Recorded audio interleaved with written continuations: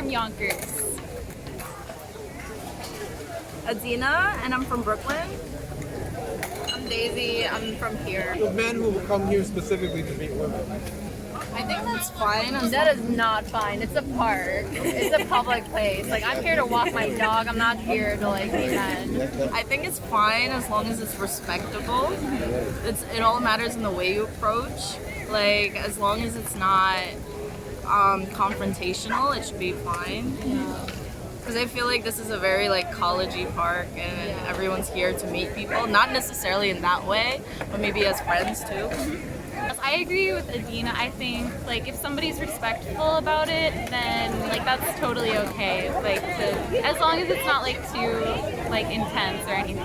If somebody just says like, oh, like hi, like, and says like a compliment, but not in like a demeaning compliment, or like something that's just like something just like nice, like a nice type of compliment. So. And you're not necessarily being very confrontational and direct.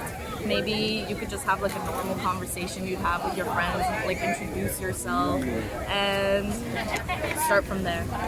Do not touch me. That's like the first thing. Like, I hate when like guys are like trying to like even like put a hand on my shoulder. Like, my shoulder is like off limits. Every part of my body is off limits. Like, use your words.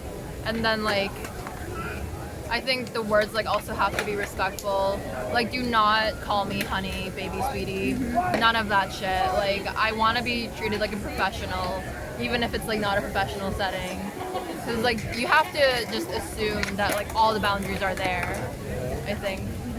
Like, if you can tell she's not interested, like even if you've only been talking to her for 5 seconds, like get the fuck out of there. Yeah, you're wasting your time and hers. Yeah, get a job. Like, if you don't have anything better to do with your time than harassing women, like, get a job. The time limit for me is like once you see like it's obviously not working out, not connecting, she's obviously turning away or showing you like little signs, like it's time for you to step away, be like, okay, nice meeting you, and get out. If somebody is showing like genuine interest, like, and you can tell kind of like through body language, like I think if somebody's like trying to turn away and like they look uncomfortable, like I think then it's like time to just like end the conversation immediately. But some people are like bad at picking up, though, like, you know, it's not their fault, but it's like you have to really like study it, and like so you know when is the right time to like if you're making somebody uncomfortable. It's like if somebody's made a bad impression, I just probably am like done with them. Like I don't have time to keep dealing with them. But like if it's like something minor, like then yeah.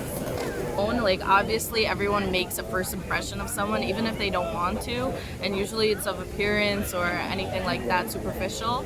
But I would say if you obviously see she's uncomfortable, I would say maybe put it to rest, versus maybe she's a group and the group is feeding on the energy, maybe you could still try a bit and she'll get to know you a bit, because there were times where I like automatically a guy came up and I'm like no.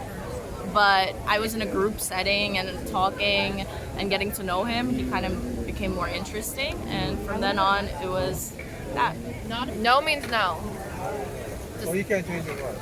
You can change your mind. Like, you can go from yes to a no, but I think once a no has been put out there, like, take it. Take the no. Take the hint. With enough alcohol, like, yeah, but I felt bad about it afterwards. Yeah. Have you ever developed a relationship off of some random dude coming up to you in a subway saying, hey, what's up? You look kind of cute. Let me have your phone number. Let's go out. Let me take you out for some ice cream. Has anything ever come out of that? No. Something like that. That's never happened. Like, I mean, if it's happened, nothing's ever come out of it. So. Not from one occurrence. Maybe if I've seen this person or we bumped into each other multiple amount of times, or we like saw each other, gave a look, not necessarily talked. It's kind of like a building type of thing versus like, oh, one shot. I asked for a lighter and he was like, yeah, here's my number too. And then like we started talking, and I mean that's how like people are supposed to meet, I think. Like that's how people have been meeting, just like through life instead of like Tinder and Bumble. And like I feel like I've had more meaningful relationships from just like meeting people from real life and like my day-to-day than from like, I mean, this is how we met. Nicotine addiction. Your first impressions? Of him? Yes. I think he's a very sweet man. That's nice. Yeah. That is awesome. He's great. So we got a genuine connection right here. I think I have a genuine connection with like That's everyone. amazing. Yeah. How do you feel about that, sir? How long does it take for you to read a vibe? I can be bad with it, so So it could take you years. no, I can like pick it up like maybe like within a week. When I first meet someone, I get like a general vibe, not necessarily like from just like looking at them, but like having a conversation or seeing that the way that they're talking to other people, you kind of pick up a vibe. I personally, like when people ask me like what my type is, I don't think I really have a type, more like of a certain vibe. Like everyone I have been interested in or have been with in the past, they all have like a similar vibe to me. I'd like to think that I'm just like good at like feeling out the chemistry with someone, but maybe I'm just like a judgmental person. And like within like a minute, I'm just like, yeah, this is something's gonna happen. Yeah, 1 minute. I've like went on like dating apps. I've never like Give us a review. a review. Tinder is kind of meh. I like Bumble is nice. You want it to where the woman takes charge. Yeah, and it kind of like pushes you to like go out of your comfort zone and like just to meet people and stuff. I've actually never met anybody though from a dating app. I've only like went on there to like talk to people. To browse around. Yeah, I don't really like the idea of dating apps. You know, like I don't know, like meeting just based on like a few things like at face value. I don't know. How would you ideally meet your partner? Like somebody I am know and like am friends with and get to know each and trust each other, and then yeah. In other words, part of the same social circle. Yeah. That's the ideal situation. I'd say Tinder is more like a game. It's like, oh, it's all fun and games, not really like anything You serious. don't take it serious. Hinge, I have Hinge. I feel like at first it's like a little too serious. I feel like there's so many questions. There's a whole like formal thing. It's like I'm being set up. But I have met people on it. But I also have met people on Tinder. I'd say at the end they end up being the same end of the day. But I'd say Hinge gives me a more professional, like, oh, I'm kind of more interested in a relationship type of vibe. They don't have to be in the same social circle necessarily, but like somehow we have something, not a connection, even like a mutual place, something Same similar. job, same residence, apartment complex. Yeah, anything like that, or a friend of a friend of a friend, like something. Not some random dude coming up to you on a subway station. I mean, the thing about New York is like I've been like talking to different people and meeting different people, but somehow they have all connected. Yeah. Like I feel like even though New York is so big, somehow it is so small. Like you've all been somewhere, or you have all tried something. Sometimes I'd be walking around here like unexpected, and you definitely bump into people you have met, not necessarily known, but like talked to a little bit or like associated. So far, it's been a waste of time for me, but I'm like not about to delete Tinder anytime soon because I'm lonely. The ideal setting, I don't think that really matters because that's only like the So it first. could be a subway station. Yeah, why not? Yeah. Like I'm not gonna like say no to like my soulmate because like we met Yeah. at a subway station. The thing is, like, opposites can attract. Like in like outgoing person with like a more like introverted person, or like somebody who goes to sleep early versus somebody who goes to sleep like much later.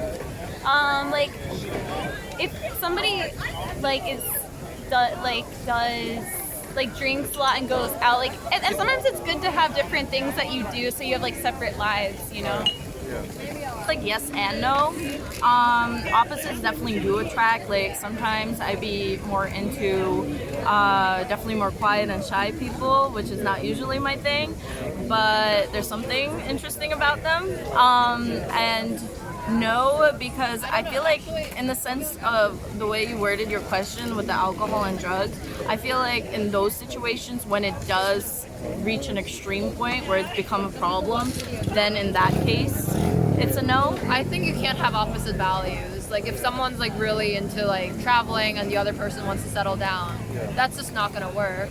But if it's like something like someone's very creative and the other person is just like more like a technical person who's very like logical and just doesn't want to think outside the box, like I think that could be a really great match. because you're challenging each other. So I think like opposites should attract and do attract, and like that's probably like the healthiest kind of relationship. But as long as you have the same values. Yeah. Okay. What kind of signs should they be looking for? Like it depends, because sometimes like if I'm like if I didn't see them, like then like if they just come up and be like hi, like and say like a nice compliment, or just say hey, like I just wanted to say like I just really like, and like keep it brief, you know, like just like I just wanted to like get your number if that's okay. But like I guess like things How brief is brief? 3 minutes okay? Oh no, like brief, like just like quick, you know, and then we can like if I'm interested, then we can talk over text and then get to know each other. But brief, like 20 seconds or 20 something. seconds? Okay. Yeah, like just like quick. You give up your number in 20 seconds? Yeah. Oh, I guess not.